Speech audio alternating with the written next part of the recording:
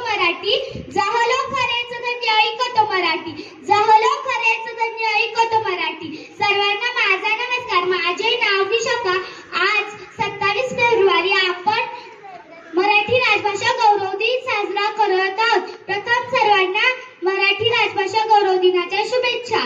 या दिवशी मराठीतील प्रसिद्ध कवी, नाटककार, कादंबरीकार आणि लेखक कुसुमाग्रज वि.वा. शिरवाडकर यांचा जन्मदिवस. त्यांनी मराठी ही ज्ञानभाषा व्हावी म्हणून परिश्रम घेतले.